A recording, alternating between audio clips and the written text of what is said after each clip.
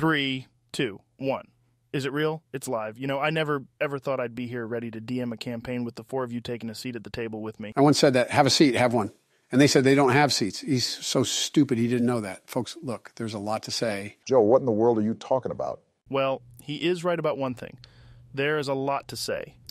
So why don't we start by giving the viewers at home a quick rundown on your characters. Tell them your names, classes, and a couple of lines of backstory. George, let's start with you. Well, I put a lot of thought into it. My character's name is... Donald, it was my turn. Listen, George, you'll get your turn. You will, believe me. But the people want to know what the old Trumpster is going to play as. They all say it. They do. You can just go after me. Now listen here, Jack. Rogan is the DM, and I don't know what that means, but it's pretty important they tell me. So you better listen to him. Joe's right, Donald. You have to listen to the DM and do what he says. That's how this whole thing works. If you can't listen to him now, how can we expect you to whenever we are out here risking our lives and you fail at doing something? No, it's okay. Trump, you can start, but you get out of line one more time and I will personally throw your butt out that door. Understood. So anyway, I'm a bloodborne, a white dragon named Vilkith Arborum. Vilkith Arborum? Did you actually just go find a name generator and pick the first option that you saw? What? No, of course not. I chose the 4th one. I'm not that pitiful. I kind of like it. I'll call you Vilk for short. Call me that one more time, and I'll blast a fireball at you. So anyway, I'm this cool dragonborn wizard. I chose wizard because clearly I'm the most intelligent and wisest person playing. Everyone agrees. And my backstory is the best. I'll just read it, what I definitely wrote down here myself. Vilkith Arborum is intelligent, funny, witty, and perhaps a little too restless. But this is all just a facade. She was born in a large family. Wait, are you a girl or a boy? Trump, oh my God, did you also just use a generator to create your backstory? Everyone's doing it. No, they aren't, Donald. Even I managed to write up my own. Fine. I'm just trying to not use up all the creativity before the actual game. George, tell us who you are. Finally, my turn. I'm a human named George. Yes, we know. We need your character information, not your personal. I know, and I'm George. That's spelled Georj. I'm a druid because I like talking to my houseplants as I water them every day. Oh, great. A tree hugger. I'm sure this backstory is going to be so lame. Donald, would you just shut up? Let the man finish his story. Thank you, Barack. Now let's see. Where was I? All right. George grew up under the care of his parents. He was often finding himself afraid of going too far from the family farm. Maybe Daddy would be unhappy and become greatly displeased. So he stayed home most days. But then, at the young age of 54 years old, I decided to finally pack up and leave. And then, the next thing I knew, I was starting wars. Starting wars? Did I stutter? No, I guess not. All right, Obama, you're up. Thank you, Joe. You're welcome. Oh, for crying out loud. He wasn't talking to you, Joe. If I could please just go over my character. I'm going to be playing as a wood elf named Tamir. What a wimpy name. Trump's right on this one. Flamir doesn't sound like a very threatening name. Sounds like my 4th grade teacher's name, Mrs. Hatchbrook. She was a stern lady, but she meant well. She just wanted us to grow up big and strong and able to do math. Hatchbrook? Joe, how in the world did you get Hatchbrook from that? Well, that's easy. You see, back in 1872, they had this sort of... Joe, I don't even think you were alive in 1872. Can we continue with Tamir's story? We're quickly running out of time for today. My name is Tamir. It's not Flamir. It's not Hatchbrook. Tamir, got it? Now, Tamir is a rogue. All the males in his family become rogues, and he's quite gifted at it. But Tamir wanted to be more. He wanted to be an orator, so he practiced telling speeches every night after dinner. But then, one day, his father caught him. Oh, my God, this is boring. Joe, it's your turn. Does he mean me or you? He definitely means you. You're just going to let him interrupt me like that? Due to time constraints? Yes. Joe, finish us up on the characters. I'm a half-orc barbarian named Slim Toe the Grand. My mama was a stripper and my pops was a grocery store cashier. My mama made most of the money, so I grew up. And then I became a successful truck driver. Pepperjack Mac, they called me. Anyway, one day I was driving that beast of mine when none other than the cottage cheese boys showed up.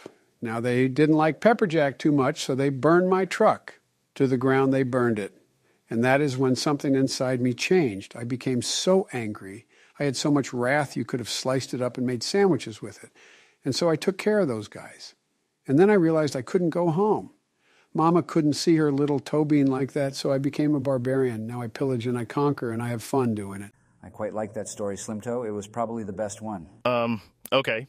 Right, well, the four of you were hired by the Hunters Guild for a top-secret mission. Since you guys all did such a horrible job at your backstories, you didn't explain how you got here. So I'll give you each one more chance. Real quick, how'd you end up hired by the Hunters Guild? Keep it short. Well, I'm an intelligent, wise magic master, so of course they would come to me. As much as I hate to say it, I think Trump has the right idea here.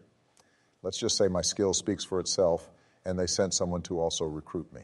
Kind of boring, but whatever. Biden? Are you kidding me? I'm a barbarian. It's in the name. I was smashing and bashing when Scarab Jim came up to me and said, hey, and I said, you'll get away from me. You're creepy. And then he hired me. Scarab Jim? Don't know who that is. All right, George, you're last up. How'd you get to be a part of the Hunters Guild? Well, when you start wars, you get to know people. And that's when Scarab Jim approached me, too, carrying Slimto behind him. He asked me to join the team. So you both know Scarab Jim? It's interesting. I'm going to just say he was also the one who recruited Vilkith Arbram and Thamir. Ain't no way a beetle recruited me. Trump, for the love of all things groovy, just go with it. Yeah, just sit there and shut up, ugly. Oh, he got you real good with that one, Donald. You can't really make a comeback on that one. I mean, what can you say to that? I don't envy you for that one, no, sir. Woo-wee. He called you ugly. How about that? I could actually make the best comeback, believe me. But I'm the bigger man here. I don't need to resort to name-calling or attacking people. It's fine. I'm a people pleaser. I make everyone happy. That's what they tell me. So I'll accept being recruited by this Scarab Jim if that's what everyone agrees on, but I don't like it. So let's get started, shall we? After gathering the four of you together, Scarab Jim tells you your job. You are to find and capture a crazed warlock known as Scraggly. All right. So what's our intel on this scraggly creature? Nothing. All you have is a name. You four are supposed to be the best, so that's why he hired you. What the heck? How are we possibly supposed to find someone we know nothing about? I thought you were so wise and intelligent. You aren't telling me this is too hard for one such as you, are you? You know, you could always just quit and go back to doing what you do best, crying and sucking on a bottle you inherited from Daddy. You know what? You're right. I am the smartest and the wisest and the least like a baby here. I don't need any information. I basically already know where they are. You don't even need to hire the other three. Vilk, you can't possibly mean that. We are a team, and we will do this together. Well, there was one more thing. We don't know anything about Scraggly, but we do know where he'll be. And that's where we start our game. Well, out with it, Buff Joe. Where are we going? Intel has it that tonight at 8 p.m., Scraggly will be attending the UFC fight Whoa, between... Whoa, hold up. I'm not going to a UFC fight. I don't want any part of that fake baby stuff. I much prefer something real like the WWE. What? Are you kidding me? There is no way you just said that to me. Sorry, boss. Trump's right on this. UFC basically stands for You're Freaking Chicken or something. WWE literally has we in the name, so we should go there. Well, I think the WWE would be more fun, personally. I liked it better back when it was called WWF. World Wrestling Fudge is what they called it. Federation. Joe, Federation. It wasn't fudge. Seriously? Fine. I'll just throw away my old idea and make something up on the fly, I guess. But I can do it, or I'm not Joe freaking Rogan. I didn't know freaking was your middle name. Anyway, so here you are at the WWE. So what are we doing? Are we sitting in the audience somewhere? No, you four are the main performance. You guys will be fighting each other in a tag team match. Roll a D6, each of you. Now, is that the one I play Yahtzee with on Fridays? Yes, George. Also, I got 5. 4. 1. I got a 3. Okay, so highest and lowest numbers are on one team, and the two middle numbers are the other team. On each respective team, the higher number is the one currently in the ring, and the lower number is on the outside, waiting to be tagged in. Sorry, didn't quite get that. Can you explain it in plain Espanol? In other words, it is Vilk and Slimto versus Thamir and George. Vilk and Thamir are in the ring. Roll initiative. I can't believe you guys are calling me Vilk after I asked not to be called Vilk. So unfair. Don't make a name too long for us to remember then, dum-dum. Well, in that case, I can't use more than 2 letters if it's up to you to remember. Boys, roll initiative. All right, first off, there's one rule Scarab Jim gave you. During your bout, you aren't allowed to use any magics or anything.